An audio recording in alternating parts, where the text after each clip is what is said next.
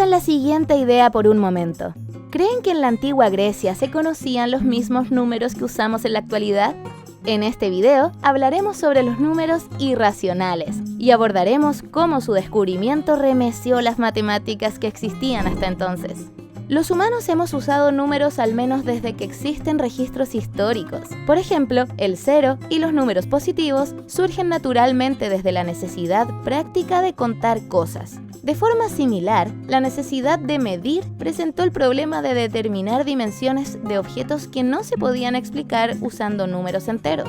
Así, se cree que la invención de las fracciones como cocientes de números naturales tuvo también un sentido práctico. Si bien es probable que los números se hayan originado a partir de cuestiones puramente prácticas, para los pitagóricos, un movimiento filosófico-religioso de mediados del siglo VI a.C., los números eran la base espiritual de sus creencias. Para ellos, todas las cosas, el número de estrellas en el cielo, los tonos de las escalas musicales, un amanecer o incluso las cualidades de la virtud, podían ser descritas y comprendidas por medio de los números racionales. Como puedes recordar de niveles anteriores, los números racionales son aquellos que pueden ser expresados como el cociente entre dos números enteros.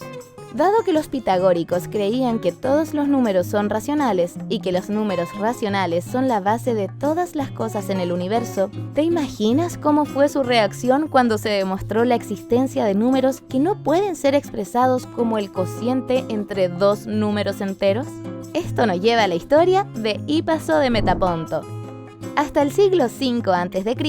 existían muy pocos registros que muestran la existencia de los números irracionales. Fue en este siglo cuando se cree que Hipaso de Metaponto, un filósofo y matemático miembro de la escuela pitagórica, descubrió por primera vez que habían medidas que no se podían escribir como el cociente entre dos números enteros.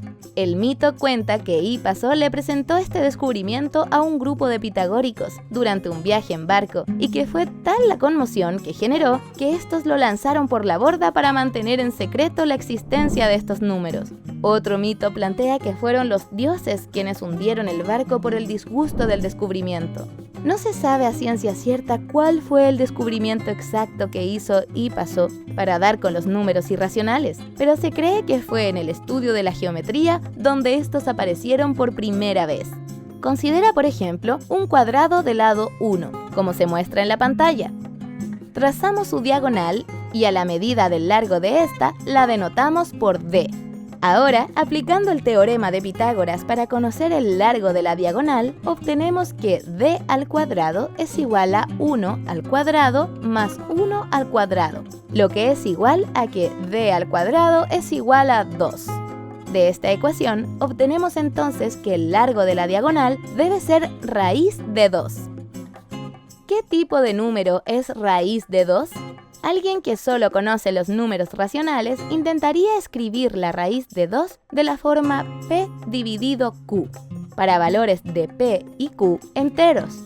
Sin embargo, no es posible encontrar estos números y es por eso que es necesario introducir otra clase de números, los irracionales.